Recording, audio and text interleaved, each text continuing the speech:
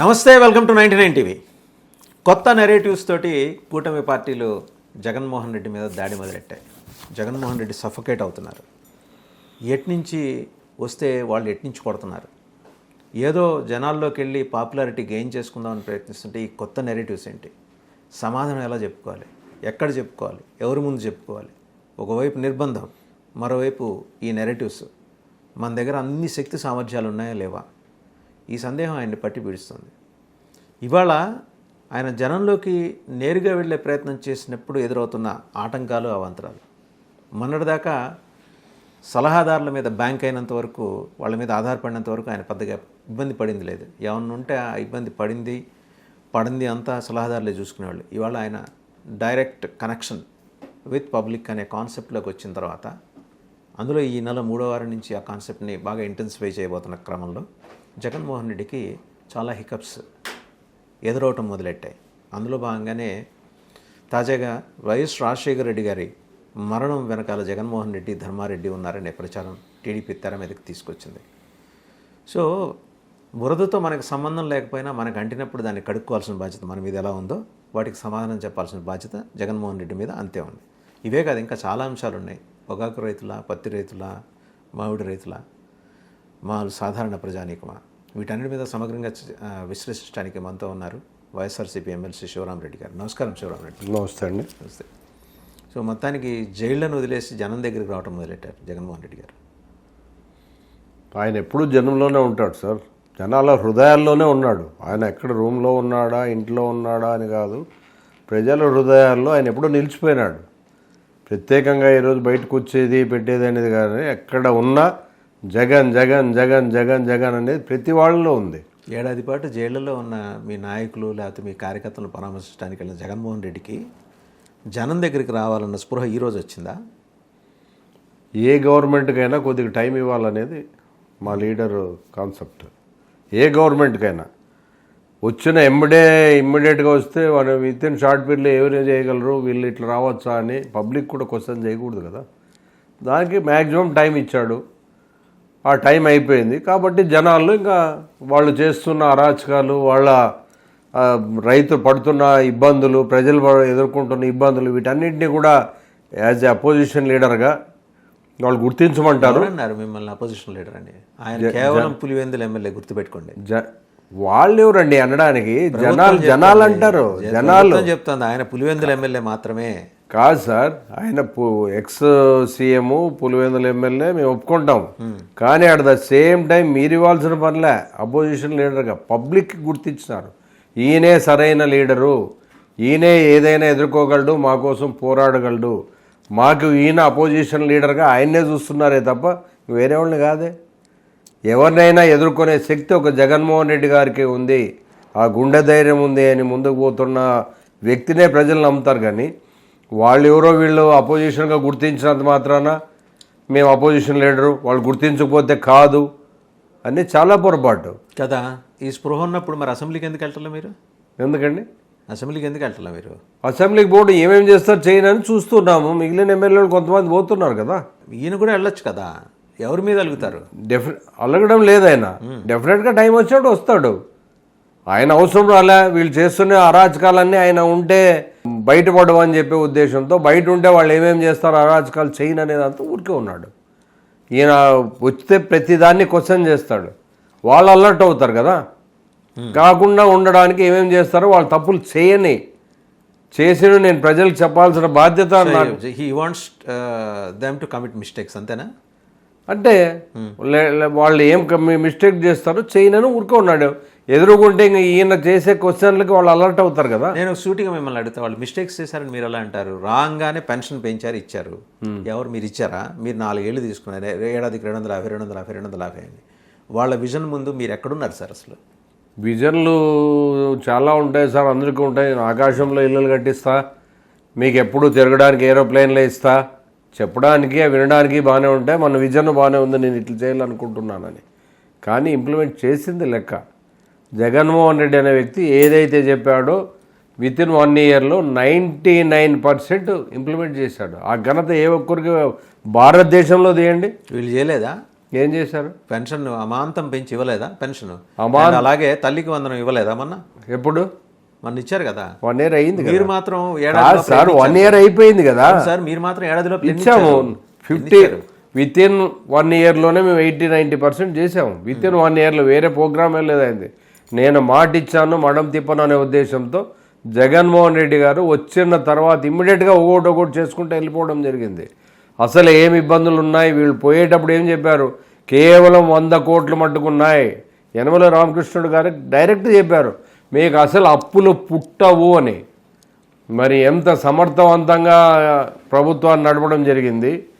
ఎక్కడైనా సమర్థవంతంగా అప్పులు తేవటం మీరు అనేది విత్ ఇన్ 13 monthsలో 1,72,000 కోట్లు తేలేదే. 5 సంవత్సరాలు కలిసి 3,36,000 కోట్లు తెచ్చినామే. మరి అది సమర్థత అంటారా అసమర్థత అంటారా? వీళ్ళకి లిమిట్స్ ఏవైతే ఉన్నాయో సమర్థతగా చూస్తారు. ఎస్, లిమిట్స్ ఏవైతే ఉన్నారో ఆ లిమిట్స్ లోపలకే ఆయన అప్పులు చేశాడంటే అది సమర్థత కాదంటారా? 2 సంవత్సరాలు కరోనా, ఈ 2 సంవత్సరాల కరోనా ఎఫెక్ట్ మళ్ళీ 1 సంవత్సరం అడిషనల్గా ఉంటుంది. ఈయన పరిపాలించిన 5 సంవత్సరాల్లో ఈ 2-3 సంవత్సరాలు దీనికే పోయినా అన్నీ ఆయన ఏవైతే చెప్పాడో చేసుకుంటూ పోయాడు. చేయలేదనే ప్రశ్నే లేదు. 17 మెడికల్ కాలేజీలు తెస్తామంటే ఎంత ధైర్యం ఉండాలండి? పోర్ట్లు ఎంత స్పీడ్గా చేసిన పరిస్థితి ఉంది. అలాగే ఈ షిప్ యార్డ్స్ ఇన్ని చేశారు కానీ మీరు అదే తాళం వేశారు, గొళ్ళెం మరిచారు. రోడ్లు కనెక్టివిటీ కోసం రోడ్లు వేయలేదుగా అక్కడ. మరి మీరు చేశామని చెప్పుకుంటున్న ప్రగతిని జనం చూడాలంటే రోడ్లు ఉండాలి కదా. రోడ్లు ఎక్కడున్నాయో గూగుల్లో ఎత్తుకున్నారు జనాలు. మీ పరిపాలనలో తెలుసా మీకు అది? అది వాళ్ళకి ఆ సమర్థత తెలుగుదేశం వాళ్ళకి లేని దగ్గర చూపించేది. ఈరోజు సంక్రాంతికి అంతా మేమంతా వేసేసాం, రోడ్లు వేసాం. ఆ రోడ్లు వేసిన వాడిని ఎక్కడ పోయినా నిన్న మొన్న మీ పేపర్లోనే వచ్చాయి ఈ అక్కడ స్విమ్మింగ్ చేయొచ్చు అనేటట్లు. మరి ఆ డబ్బు ఎక్కడ పోయినట్లు మీరే చెప్పండి. దాని సమాధానం చెప్పాల్సిన అవసరం మీ మీద ఉంది కదా. సంక్రాంతికి అంతా వేసేస్తాం, మేము ఎంతో చేసినాం, అంత చేసాం అన్నారా? ఆ డబ్బులు వేసి కరెక్ట్గా మీరు చేస్తే వేసిన 6 నెలలకే వెళ్ళిపోతాయా? మీరే చెప్పండి. ఏదో ఒకటి చేశారు, మీరు ఏది చేయలేదు కదా. మీరు చేశారు, వాళ్ళు వేసిన రోడ్డు కనీసం 6 నెలలు ఉంది. మీరు రోడ్డు వేస్తే కదా ఉండటానికి పోవటానికి. కాదు సార్, 3 సంవత్సరాలు దీంట్లో పోతే ఇంకా 2 yearsలో వాళ్ళు ఏం చేస్తారు? మీరు కూడా ఆలోచన చేయండి. ఇంతమందికి ఎడ్యుకేషన్, స్కూల్ బిల్డింగ్స్ కట్టడం, ఇంగ్లీష్ మీడియం పెట్టడం, ప్రతి పేదవాడు కూడా నేను చదవాలనే ఆలోచన తీసుకురావడం, హాస్పిటల్ 55,000 పోస్టులు, గవర్నమెంట్ 1,25,000 పోస్టులు, సచివాలయ బిల్డింగ్లు ఎఫర్ట్ పెట్టానంటున్నారు. 17 మెడికల్ కాలేజీలు అన్నారు. వాటిలో అదనపు సీట్ల కోసం మరి ప్రభుత్వం ఒప్పుకోలేదు కదా ప్రస్తుత ప్రభుత్వం. అవునండి, వీళ్ళ అసమర్థత. ఈరోజు తెలంగాణలో చూడండి 34-35 ఉంటే వాటన్నిటికీ పర్మిట్ చేస్తున్నారంటే దాని అర్థమేమి? వీళ్ళ సమర్థత, వాళ్ళ సమర్థత. అంటే ఇప్పుడుండే ప్రస్తుత తెలుగుదేశం ప్రభుత్వం అంత అసమర్థతతో నేను చేయలేను అని చెప్పి చేతులు ఎత్తితే ఇది పేద ప్రజానీకానికి అన్యాయం చేసినట్లు కాదండి. మీరు ఎక్కడ ఎక్స్పోజ్ చేయలేదు దాన్ని. మీకేమో ఆందోళనలు చేయడానికేమో ఇలాంటి అంశాల మీద రారు. జైళ్లలో ఉన్న వాళ్ళని పరామర్శించడానికి అయితే వెళ్తారు మీరు. మేము అన్నిటికీ వస్తున్నాం సార్. అన్నీ ఒకేసారి చేసుకుంటూ పోతే ఇప్పుడే అరాచకాలు చేస్తున్నారు. రైతును పరామర్శించకపోయినా ఇంతమందే ఉండాలంటారు. మామూలుగా ఎక్కడైనా ఏమైనా ఇన్సిడెంట్ జరిగి దౌర్జన్యాలు జరిగితే అక్కడ పోతే వాళ్ళని మీరు రెచ్చగొట్టడానికి పోతారంటారు. మీరు పెద్ద దౌర్జన్యాలు, గూండాలు. మీ ప్రొఫైల్ అలాంటిది, ఏం చేస్తారు పాపం వాళ్ళు అంటున్నారంటే ఉత్తినే అంటారా? మా ప్రొఫైల్ 5 yearsలో ఏమైనా చేశాడా జగన్మోహన్ రెడ్డి గారు? డైరెక్ట్ కదా, డాక్టర్ని చంపేశారు, లేకపోతే డోర్ డెలివరీ ఇచ్చారు, డ్రైవర్ని డోర్ డెలివరీ ఇచ్చారు. ఈరోజు మీ దగ్గర నుంచి కౌంటర్ నెగటివ్స్ ఏవి ఈ 1 yearలో అంటే జగన్మోహన్ రెడ్డి గారి పాలసీ అంటే ఏనుగును చూసి కుక్కలు అరుస్తుంటాయి. ఏనుగేం కుక్కల్ని పట్టించుకోదు, డైరెక్ట్గా వెళ్ళిపోతుంటుంది అది. కాబట్టి ఎవడో అరుస్తుంటాడు, మనం చేయనప్పుడు మనకెందుకు అనే. కొన్నాళ్ళకి కుక్కల అరుపులు మాత్రం వినిపిస్తాయి కదా, అప్పుడు ఏనుగేం మాట్లాడుతుంది. కాదు సార్, ఊరికి అరిసినంత మాత్రం ఇదేం పట్టించుకోరు, ఊరికి అరుస్తుంటాయిలే అని. ఏదైనా ఆ సామెత ఆయన ముందుకు పోతున్నాడు. నేను తప్పు చేయలేదు, నిజాయితీగా ఉన్నాను, నేనేం చేసినా ప్రజల కోసమే చేశాననే తపనతో ఏం చేయాలనే ఆలోచనతో ముందుకు పోయాడే తప్ప తెలుగుదేశం వాళ్ళని ఎలా తొక్కాలా, ఎవరినిలో తెచ్చి లోపలేయాలా, ఎవరి ఇండ్ల మీద దాడి చేయాలా. నేరుగా ఆయన అప్పటి మాజీ ముఖ్యమంత్రి చంద్రబాబు గారిని తీసుకొచ్చి లోపలేసి 53 రోజులు ఉంచారుగా మీరు. ఎందుకు అది చేశారు సార్?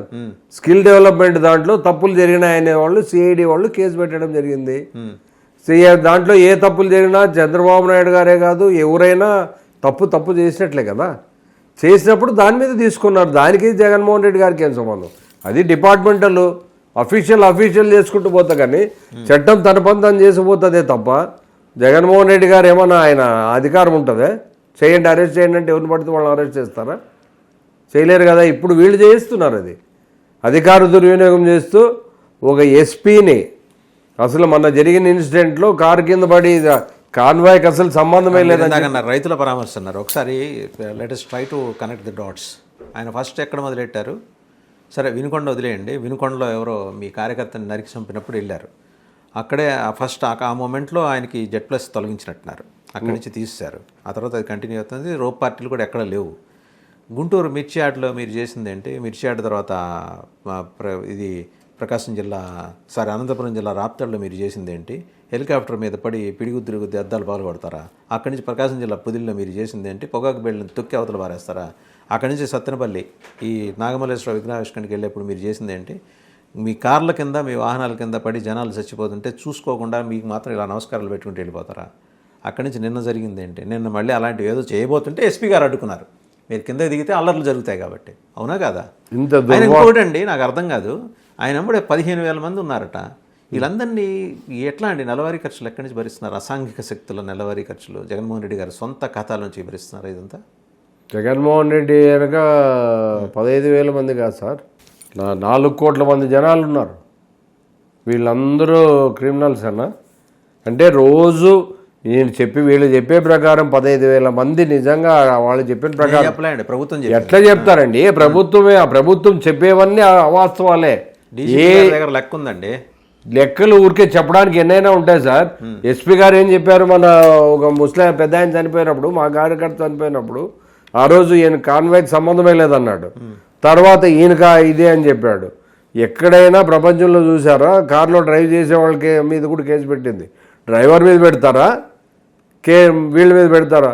వాళ్ళు మాట్లాడతారండి. వాళ్ళు మాట్లాడితే మీరైనా ప్రశ్నించాల్సిన అవసరం ఉంది.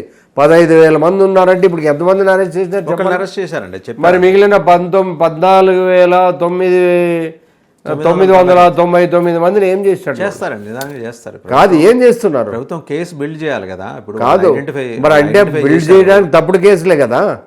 తప్పుడు కేసులు ఎట్లా చెప్తారండి? నేను అడుగుతాను సార్. ఇప్పుడు ఆయన వస్తున్నాడు పోతున్నాడు, మామూలు సాధారణ ప్రజానికం అయితే రోడ్డు వెంబడి నుంచి ఉంటారు, అయ్యా నమస్కారం అంటారు, లేకపోతే చెయ్యి ఊపుతారు, లేకపోతే ఒక్క సెల్ఫీ అని అడుగుతారు. వీళ్ళు పరిగెత్తుకుంటూ చీలగట్లంబడి పాక్కుంటూ పరిగెత్తుతూ బైకులు వేసుకొని వాళ్ళ ఆ ఫ్లో చూస్తుంటే మీకు అనిపించట్లా వాళ్ళ అసాంఘిక శక్తులని? కాదు సార్, ప్రేమతోనో అభిమానంతోనో ఆయన గుండెల్లో పెట్టుకున్న మా దేవుడు వస్తున్నాడనే ప్రజానీకం పోతే వీళ్ళంతా క్రిమినల్స్ అండి. ఇది వీళ్ళంతా అసాంఘిక శక్తుల. రౌడీ షీట్ వాళ్ళు ఎట్లా చెప్తారండి? కూడా చెప్పారు కదా, రౌడీ షీట్ ఓపెన్ చేస్తాం 500 మంది దాటితే. కాదు, వాళ్ళందరి మీద చేయమనండి, మొత్తం రాష్ట్ర ప్రజానీకం మీద అంతా చేయమనండి. ఎవరు వద్దంటాము? దీనికి భయపడతామా? మొదట్లో వీళ్ళు ఏదో భయపడించే ప్రయత్నాలు చేశారు, చంపడాలు, కొట్టడాలు, దొమ్మీలు, మీరు ఏదన్నా మాట్లాడినారంటే జైలుకి వేయడం, ఇవన్నీ చేశారు. వాళ్ళు చేసినట్లు ఉద్ధృతంగా ఇంకా పెరుగుతుందే తప్ప రిటర్న్స్ మీరు ఏం చేశారు అవన్నీ ఇప్పుడు వాళ్ళు చేస్తున్నారు. కాదు సార్, మేమేం చేయలేదే. అరెస్టులు చేయలేదా మీరు? ఎవరి పైన చేశారు సార్? కేసులు ఎవరైతే పెట్టినారో వాళ్ళ మీద పెట్టారు. Social media arrest. Ayyanna Patrudu గారు ఏమన్నారండి? మరి అరెస్ట్ చేయలేదే. మరి ఇప్పుడున్న హోమ్ మినిస్టర్ గారు ఏం మాట్లాడినారు? అరెస్ట్ చేయలేదే. ఎంతమంది ఎన్ని విమర్శలు చేసినా ఏ ఒక్కరోజు జగన్మోహన్ రెడ్డి గారు పట్టించుకున్న పరిస్థితి లేదు. వాళ్ళ గురించి మాట్లాడొద్దండి అని అందరికీ చెప్పడం జరిగింది. అంటే ఏమి వాళ్ళు చేస్తారో చేయని, నేను చేయాలనుకుని ప్రజలకు చేయాలనుకున్నాను, ఇలాంటి వాటికి సమాధానాలు చెప్పడానికి కాదు, ఇవి ఆలోచన చేయడానికి కాదని. అంటే అంత పెద్ద మనసుతో ఆలోచన చేసే వ్యక్తి జగన్మోహన్ రెడ్డి గారు. ఈరోజు స్కూల్స్ ఇంగ్లీష్ మీడియం పెట్టామంటే ఇదే సోకాల్డ్ తెలుగుదేశం నాయకులు ఏం మాట్లాడారండి? మన మాతృభాషను మర్చిపోతారండి. మరే ముఖ్యమంత్రి గారు మనోడేమి ఇంగ్లీష్ మీడియం చదవాలా? అయ్యన్న పాత్రుడు గారి మనోళ్ళు ఇంకోరో పెద్ద వాళ్ళంతా ఇంగ్లీష్ మీడియం స్కూల్స్లో చదవాలా? తెలుగుని పేదోడు ఒక్కటే కాపాడాల వాడికి. ఎందుకంటే ఏ జీవోలో అర్థం కాదు, ఏ సబ్జెక్టు అర్థం కాకూడదు, చెప్పింది వినాలా.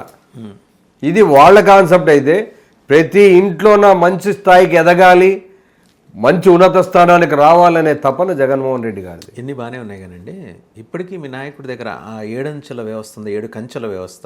ముందర Aadhaar card, pan card, ration card, ఆ తర్వాత లోకల్గా స్థానిక ధృవీకరణ ఇవన్నీ సమర్పించుకుంటే కానీ ఆయన దాకా వెళ్ళే పరిస్థితి ఉండదు కదా. అంటే కలవటానికి ఈ వేరే పనుల గురించి కూడా ఎవరు ఏమీ సమర్పించుకోవాల్సిన అవసరం లేదు సార్.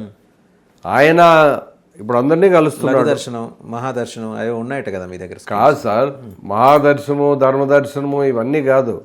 ఆయన రాష్ట్రాన్ని గురించి ఆలోచన చేయాల. ఎప్పుడు అందరూ డిస్టర్బెన్స్ చేస్తుంటే కూడా ఆయన దీని గురించి ఆలోచన చేయలేడు కదా. ఇప్పుడు ఎలాగ అందరినీ కలుస్తూనే ఉన్నాడు. కనీసం ఇప్పుడైనా అధికారంలో ఉన్న నాళ్ళు తలుపులు బిడాయించుకుని కూర్చున్నారు మీరు. కాదు సార్, అధికారంలో ఉన్న నాళ్ళు మరి ఆ 2 సంవత్సరాలు అతి క్లిష్టమైన పరిస్థితుల్లో కరోనా వచ్చి ఒక సైడ్ బాధపడి కాదు వచ్చినా ఆ పరిస్థితుల్లో గట్టెక్కించడమే ఎక్కువ.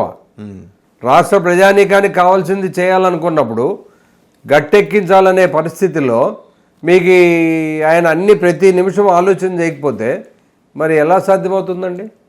ఏ ఒక్క దాన్ని కూడా తగ్గకుండా ఇన్ని ఇంప్లిమెంట్ చేసుకుంటూ పోతూ పవర్ స్టేషన్స్ తీసుకోవడం, సబ్ స్టేషన్లు విపరీతంగా తెచ్చారు, ఎలక్ట్రిక్ లైన్స్ విపరీతంగా లాగడం జరిగింది, లో వోల్టేజ్ ప్రాబ్లం లేకుండా చేసిన పరిస్థితి ఆ రోజు కల్పించారు.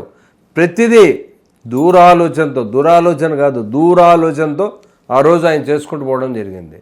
ఇంకో ప్రశ్న అండి, నా ఎస్సీ, నా ఎస్టీ, నా బీసీ, నా మైనారిటీ ఇలా ఇట్లా ఒక 2 గుప్పెట్ల మధ్య అట్టుగా ప్రోది చేసుకొని జేబులో పెట్టుకొని వీళ్ళే నా ఓటర్లు అనుకున్నాడు కదా, మిగిలిన వాళ్ళు అక్కర్లేదు ఆయనకి. దాని మీనింగ్ అది కాదు. వాళ్ళకు కూడా చాలామంది మేము వెనకబడిన వాళ్ళు, మమ్మల్ని పట్టించుకునే వాళ్ళు లేరు, మా పరిస్థితి ఏమైనా ఆలోచన లేకుండా నేననే నాయకుడు మీకున్నా, మీతో పాటు మిగిలిన చూసుకున్నా వీళ్ళకి ఆ అభద్రతా భావాన్ని లేకుండా చేయడానికి ఆయన చెప్పాడే తప్ప వేరే వాళ్ళు అవసరం లేదు అని కాదు అని అర్థం. వాళ్ళకి వెన్ను తట్టి మీరు భయపడొద్దండి. రాయలసీమ రెడ్డి కట్ట అర్థం ఏంటంటే ఓహో ఇది ఆయన కేవలం వాళ్ళకి సంబంధించిన వాడేమో అని చెప్పేసి మన అందరూ తిరగొట్టి ఓటేయకుండా మిగిలిపోయారు కదా. ఇది ఈవీఎంలు మేనేజ్ చేస్తే ఎవరు ఎన్ని కొట్టినా ఏం రాదు. మేనేజ్ చేస్తారు మీరు రోజు మనం డిబేట్లో చూస్తున్నాం కదా సార్, దాని గురించి కూడా ప్రత్యేక మీరు ఎక్కడైనా కానీ విత్ ఇన్ 10 daysలో స్లిప్స్ కాల్స్ మన ఎక్కడ లేదు, ఎక్కడ లేదు. 45 days టైం ఉంటుంది. మీరు అన్నది కరెక్టే. మరి అది ఎందుకు అంత ఇమీడియట్గా చేయాల్సి వచ్చింది అప్పుడు ఎలక్షన్ కమిషన్కి చెప్పండి.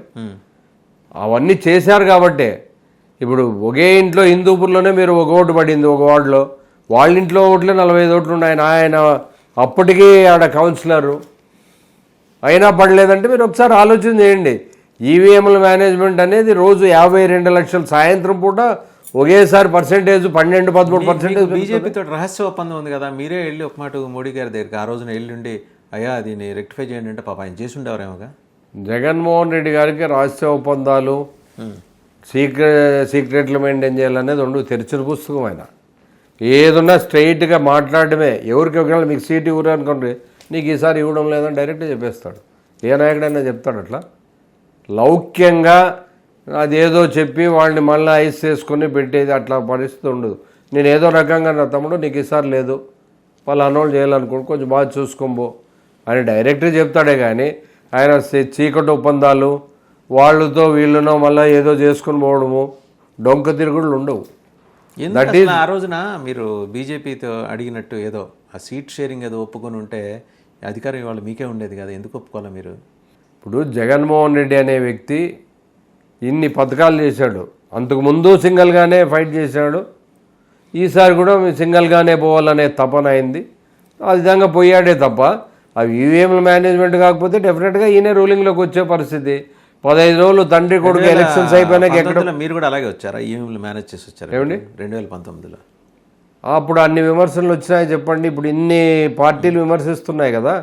ఆ రోజు ఆరోపణలు కానీ చంద్రబాబు గారు ఒకసారి చెప్పారే తప్ప అది నిజంగా వాస్తవం అయితే ఇప్పుడు జగన్మోహన్ రెడ్డి ఒక్కడే చెప్పలే, మిగిలిన పరిశీలకులు కూడా ఈరోజు మాట్లాడుతున్నారు దాని గురించి.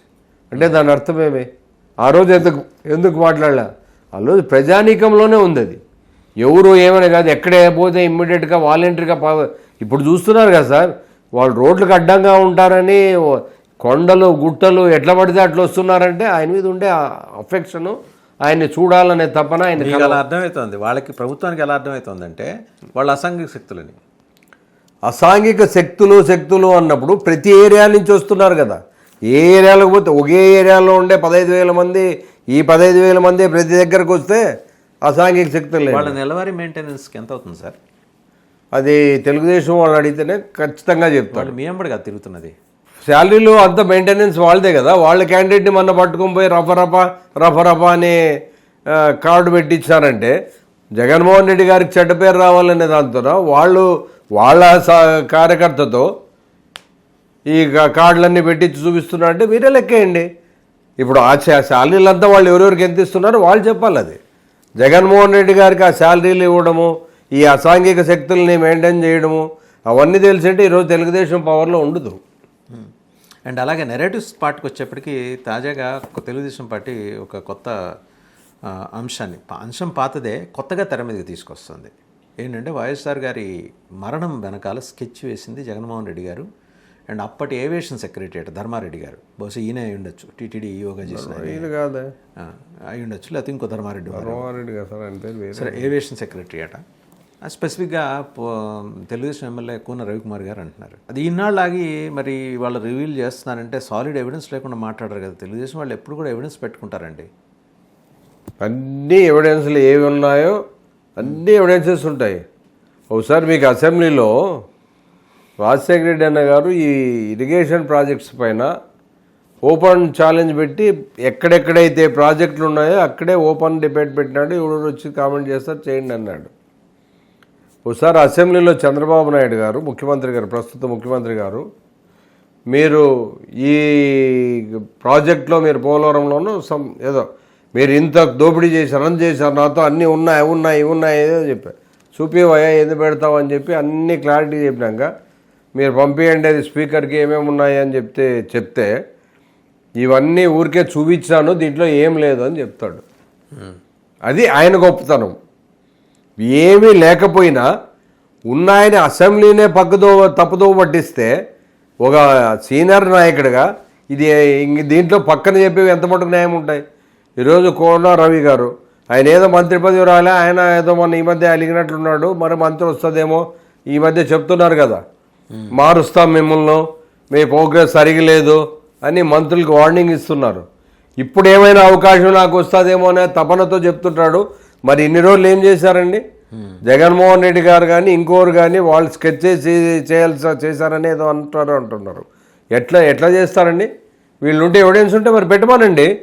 ఎవిడెన్స్ ఏం మాట్లాడతారు సార్? వాళ్ళంటే మీరు మాట్లాడుతున్నారంటే క్రోనలాజికల్ ఆర్డర్లో మా దగ్గర ఎవిడెన్స్ ఉంది అంటున్నారు. జనరల్గా కోన రవికుమార్ సీనియర్ లీడరు, ఆయన దగ్గర ఎవిడెన్స్ లేకుండా మాట్లాడతారంటారా? వాళ్ళతో ఎవరితోనే ఎవిడెన్స్ ఉండి సార్, వాళ్ళ నాయకుడే కదా ఇంకో రకంగా చెప్తుంటే వీళ్ళు చెప్పేది ఏముంది? వాళ్ళు అంతా ఒకే స్కూల్లోనూ చదివినారు కదా. ఆ స్కూలే అంతా ముందు నేర్పించేదే అది. టీడీపీలో లేని ఉన్నట్టు చెప్పడమే వాళ్ళ గొప్పతనం. ఆ స్కూలు వాళ్ళ ట్రైనింగ్ ఇచ్చే క్లాసులే అవి. కాబట్టి వాళ్ళు చెప్పేదాన్ని మనం పట్టుకొని ఏదో చేస్తామంటే చేయమని చెప్పండి. మీ సెకండ్ రంగ్ లీడర్షిప్ పరిస్థితి ఏంటండి? ఇంకా తరచూ సజ్జల రామకృష్ణారెడ్డి గారిని తెర మీద తీసుకొచ్చేసి మంచైనా చెడైనా ఆయన మీద వేసేస్తున్నారు. అలా కాకుండా ఒక సిస్టమాటిక్ అప్రోచ్లో లీడర్షిప్ని బిల్డ్ చేసుకునే కార్యక్రమానికి ఏమన్నా మీ నాయకుడు శ్రీకారం చుట్టారా? లీడర్షిప్ ఆల్రెడీ ఉంది సార్, కానీ అక్కడ ఎవరు ఉండాలి కాబట్టి ఆ ఉద్దేశంతో అన్నీ అటు చూసుకోవడానికి ఓవరాల్గా ఆయన పెట్టడం జరిగింది. అంతేగాని సెకండ్ క్యాడర్ లీడర్షిప్ ఆల్రెడీ ఉంది. జగన్మోహన్ రెడ్డి గారు కోటరీ చేతిలో బందీ అయిపోయారు, దానివల్లే పవర్కి దూరం అయ్యారు అని అభియోగాలన్నీ చాలా వస్తుంటాయి సార్. అని ఎవరి కోటరీలో బందీ కాడు, ఎవరు చెప్పిందో కూడా వినడు. ఆయన ఐడియాస్ వెళ్ళిపోయిన మీ కోటరీలో ప్రధాన పాత్రధారి అయిన విజయసాయిరెడ్డి గారు చెప్పిన మాట ఇది మేము అంటున్నది కాదు. ఉన్నప్పుడు ఎందుకు చెప్పలేకపోయినాడు? ఆయన ఉన్నప్పుడు ఉన్నాడు కాబట్టి చెప్పలేదు. కాదు సార్, మరి అప్పుడే చెప్పాలి కదా. మీరు కోటరీలో బంద్ అంటే ఆ కోటరీలో ఆయన కూడా ఉన్నాడా?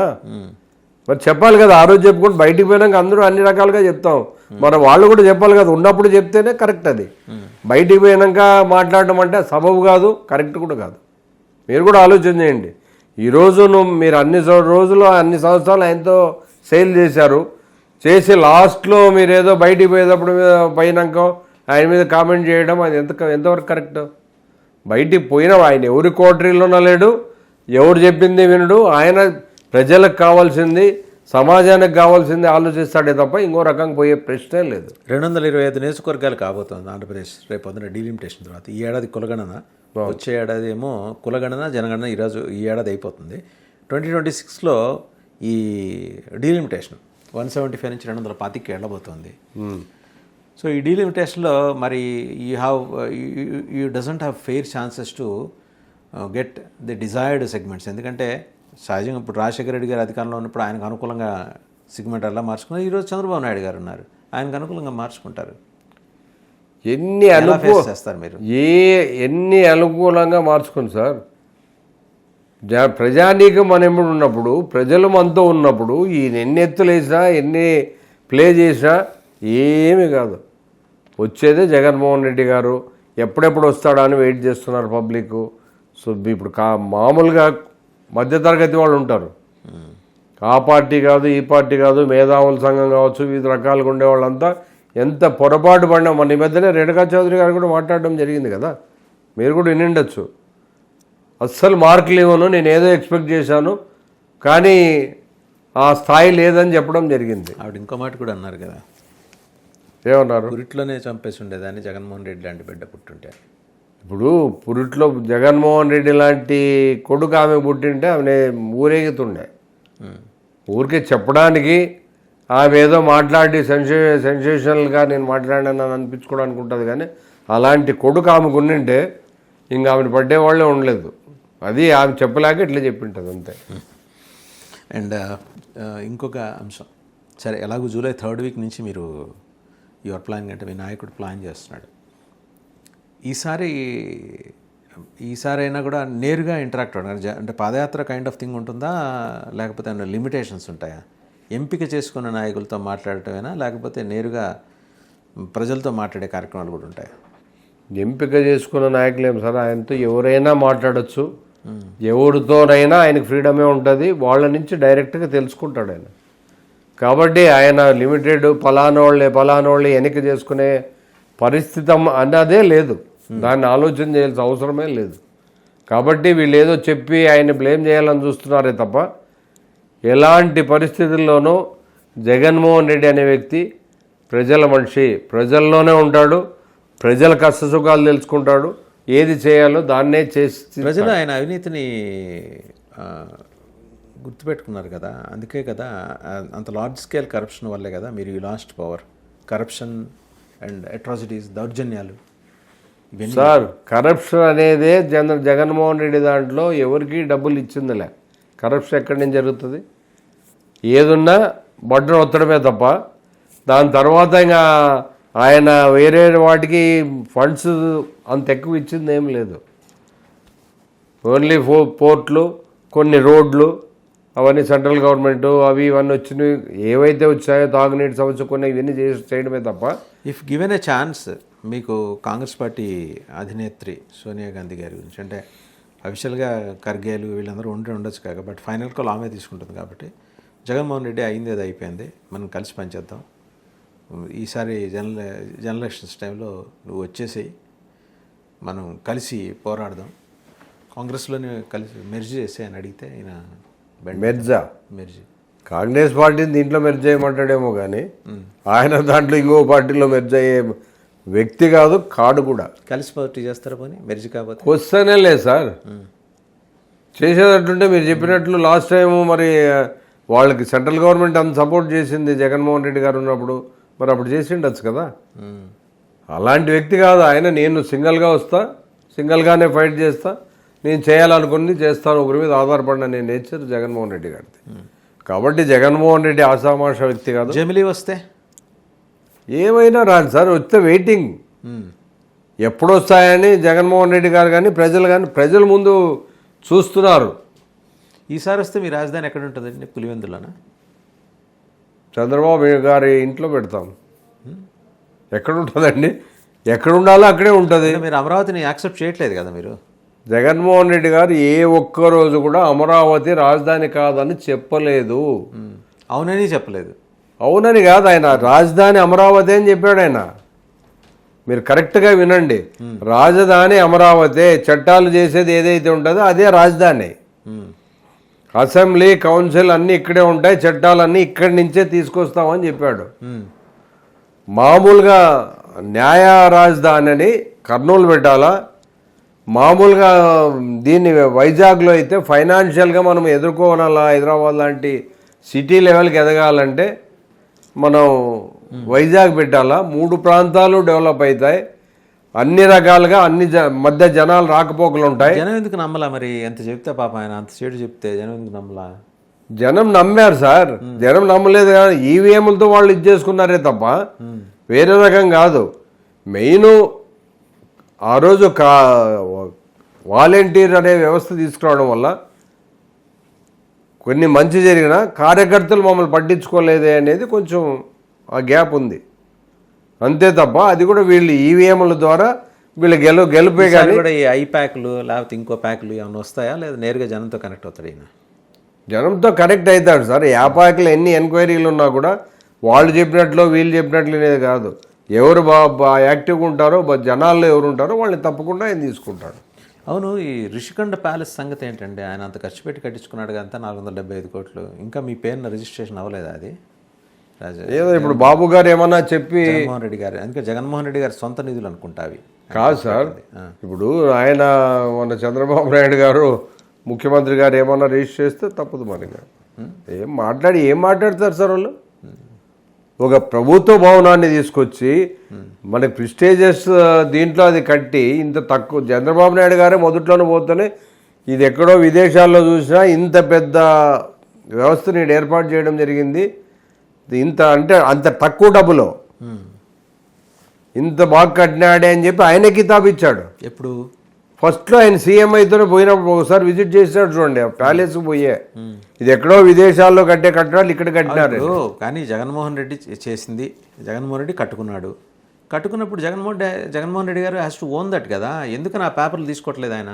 కాదు సార్, జగన్మోహన్ రెడ్డి గారు ప్రభుత్వం అంటే ఎవరు పవర్లో ఉంటారో వాళ్ళ కోసం కట్టాడే తప్ప ఆయన తన కోసం కట్టుకోయింది కాదు. చెప్పలేకపోతున్నారు ఒకవేళ ఆయన దానికోసం అప్పుడు నేను చెప్తున్నాం సార్, ప్రభుత్వం ఇది చెప్పండి. ఒకవేళ ప్రైవేట్ది అయితే జగన్మోహన్ రెడ్డి గారికి ఇమ్మని చెప్పండి, ప్రైవేట్ది అయితే మరి ఆయనకి ఇమ్మని చెప్పండి. ఈరోజు జగన్మోహన్ రెడ్డి గారు లేరే, ఏదున్నా ఈరోజు మీరు విదేశాల నుంచి మీరు ఒకవేళ లేరు, విదేశాల నుంచి ఏ కంట్రీ నుంచి ఎవరు వచ్చినా పెద్ద పెద్ద వాళ్ళకి మీరు ఇవ్వడానికి అవకాశాలు ఉన్నాయి. అది చేయండి, మన ప్రిస్టేజ్ పెరుగుతుంది తప్ప మన గౌరవం పెరుగుతుంది తప్ప గౌరవానికి తక్కువ ఏం చేయలేదు కదా ఆయన. ఇంతకుముందు రుషికొండలో ఆల్రెడీ కట్టిండే కన్స్ట్రక్షన్స్ లేవా? ఉన్నాయి కదా. కేవలం దీన్ని ఏదో ఆయన కబ్జా చేస్తున్నాడు, ఆయన చేస్తున్నాడు అని అని వీళ్ళు ఆయనకున్న మీడియాలు కావచ్చు వివిధ రకాలుగా దాన్ని ప్రచారం చేసి ఏమో చేసేస్తున్నాడు. ఏం చేశాడండి? ఇప్పుడు ఇక్కడ రాజశేఖర రెడ్డి అన్న గారు ఉన్నప్పుడు కూడా సీఎం క్యాంప్ ఆఫీస్ కావచ్చు, సీఎం బంగ్లా కావచ్చు, దాని గురించి కూడా ఎంత చెప్పారు, పబ్లిసిటీ అయింది అందరికీ తెలుసు. మరి దాంట్లో ఎవరు ఉంటున్నారా? మంత్రులు, ప్రభుత్వానికి సంబంధించిన వాళ్ళు ఉంటున్నారా? రాజశేఖర రెడ్డి అన్న గారి ఫ్యామిలీ ఉందా అక్కడ? చెప్పండి. చంద్రశేఖరరావు గారు ఎంజాయ్ చేశారు, తర్వాత ఉన్నారు. ఇప్పుడు బడ్డి విక్రమార్క గారు మిగిలిన వాళ్ళే ఉంటున్నారు అక్కడ. మరి వాళ్ళ ఆఫీసులు ఉంటున్నాయి. అలాంటి పరిస్థితుల్లో ఇప్పుడు కట్టిండే వైజాగ్లో కట్టిండే ప్యాలెస్ కావచ్చు, ఇంకోటి కావచ్చు, అది ప్రభుత్వాందే తప్ప జగన్మోహన్ రెడ్డి ఆయనది కాదు కదా. మళ్ళీ అధికారంలోకి రావటం కోసం కాకుండా పూర్తిగా మనస్ఫూర్తిగా జనంతో మమేకమయ్యే కార్యక్రమాలు ఏమన్నా జగన్మోహన్ రెడ్డి గారి ఆలోచనలో ఉన్నాయా? అటు సింగిల్ పాయింట్ ఎజెండా మేము ఆయన అధికారంలోకి రావాలనే తపన కంటే ప్రజలకు సేవ చేయాలి, అట్టడుగు స్థాయిలో అన్ని వర్గాలు కూడా పైకి రావాలి, మధ్యతరగతి కుటుంబీకులు కూడా మంచి పొజిషన్లో ఉండాలి, ఆంధ్రప్రదేశ్ అంటే ఒక బ్రాండ్ కావాలి, అన్ని రకాలుగా అనే ఆలోచనతో ముందుకు పోతాడు తప్ప పవర్ అనే పవరే కావాలనేది కాదు. ఆ పవర్ అనేది ఉంటే ఇవన్నీ ఇంప్లిమెంట్ చేయడానికి రావడం వల్లనే ఇంగ్లీష్ మీడియం ఇంప్లిమెంట్ చేశాడు, స్కూల్స్ డెవలప్ చేశాడు, హాస్పిటల్స్ డెవలప్ చేశాడు. హాస్పిటల్లో సుమారుగా 55,000 మందికి ఉద్యోగాలు ఇవ్వడం జరిగింది. ఒక షేప్ అంటూ ఆ బ్రాండ్ తీసుకురావడం చేసిన 11కి ఎందుకు కన్ఫైన్ చేశారండి జనం మిమ్మల్ని? ఈవీఎంలు సార్, మళ్ళీ ఈవీఎంలు ఇంక అంతే కదా. మీరే ఇప్పుడు 45 days కాదు సార్, 45 daysలో మామూలుగా పెట్టాల్సింది 10 daysలోనే దీన్ని కాల్చిపడేయండి అని ఒక ఎలక్షన్ కమిషనర్ ఇస్తే ఈ అనుమానాలు మీకు వస్తాయంటారు. ఇప్పించారు ఆయన చేత ఆ డైరెక్షన్ ఎవరు ఇప్పించారు? ఎవరు ఇప్పించినా బాధ్యుడు ఆయనే కదా. లోపల ఎవరు చేసి ఉంటారో అది ఆయన చేయాల్సిన ఆయన డ్యూటీ ఆయన చేయాలి కదా. చేయకుండా చేశాడంటే దాని అర్థం ఈ పెద్ద పెద్ద హస్తాలన్నీ దాంట్లో ఉన్నాయి. ఎవరు ఉంటారు? ప్రజలందరికీ తెలుసు వాళ్ళు ఎవరు ఉంటారా ఏం లేదా అనేది ప్రజలు చెప్పగానే గమనిస్తారు. బీజేపీ తోటి మీ సంబంధాల పునరుద్ధరణ మళ్ళీ జరిగే అవకాశం ఉందా? మాకు బీజేపీతో ఇప్పటివరకు శత్రుత్వం ఏం లేదు. మోదీ గారు కూడా మాట్లాడినారు లాస్ట్ టైము. ఆయన ఒక ముఖ్యమంత్రిగా ఉన్నాడు, నేను ఒక దేశ ప్రధానిగా ఉన్నానని చెప్పి ఈరోజు ఎప్పుడో చూస్తే ఉన్నాడు. ఏ ప్రభుత్వాలైనా మాకు అన్ని సపోర్ట్గా ఉంటాయి. ఆయన కూడా అంశాల వారిగా సపోర్ట్ చేశాడే తప్ప మాకు ఎప్పుడూ అవుట్రైట్గా పార్టీలోనే లేడని మోదీ గారు డైరెక్ట్ చెప్పారు. అంశాల వారిగా దాన్ని ఏది మంచిదైతే దాన్ని సపోర్ట్ చేశారు. కాబట్టి వాళ్ళతో మాకు శత్రుత్వాలు లేవు. ప్లస్ మంచి చేసేదానికి ఎప్పుడు సపోర్ట్ చేయడం జరిగింది. రైట్, థ్యాంక్ యూ శివరామరెడ్డి గారు, thank you very much. Right sir. చూసాం కదా, శివరామరెడ్డి గారు చాలా అవుట్ స్పోకెన్, చాలా అంశాలు నేరుగా మాట్లాడారు. ఒకవేళ ప్రభుత్వం కనుక జగన్మోహన్ రెడ్డి గారికి రిషికొండ ప్యాలెస్ రాసిస్తే తీసుకోవడానికి మాకే అభ్యంతరం లేదు. గృహప్రవేశం కూడా రేపు శ్రావణ మాసం వస్తుంది కాబట్టి మంచి ముహూర్తం చేసుకొని ఆయన అందులోకి వచ్చేస్తారు. బట్ అది ప్రభుత్వంకి సంబంధించిన ఆస్తి, ఆ స్ఫురణ ప్రభుత్వానికి ఉండాలని చెబుతున్నారు. అండ్ అలాగే రాజశేఖర రెడ్డి గారి మరణానికి సంబంధించి ఒక కొత్త వివాదాన్ని తెర మీదకి తీసుకొచ్చిన తెలుగుదేశాన్ని వదిలిపెట్టేది లేదు. చట్టపరంగా ఎలా ముందుకెళ్ళాలి, ఎందుకంటే ఇన్నాళ్ళ తర్వాత తండ్రి మరణానికి కొడుకును తర్వాత ఇంకొక ఎవరో అప్పటి బ్యూరోక్రాట్ కారణం అనే చేస్తున్న ఆరోపణల వెనక ఆధారాలు ఏమన్నా ఉంటే పెట్టి మాట్లాడాలి, లేదంటే కేసు ఎదుర్కోవాల్సిందే అని.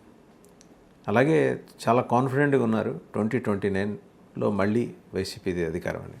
బట్ జనాల్ని ఎలా కన్విన్స్ చేసుకుంటూ వస్తారు, ఆయన వెంబడి తిరుగుతున్న అసాంఘిక శక్తులను ఎలా కట్టడి చేస్తారనే దానికి సంబంధించి శివరామరెడ్డి గారి దగ్గర ఆన్సర్ లేదు. నెక్స్ట్ టైం కలిసినప్పుడు బహుశా ఆన్సర్తో వస్తారని చూద్దాం. Thank you very much sir.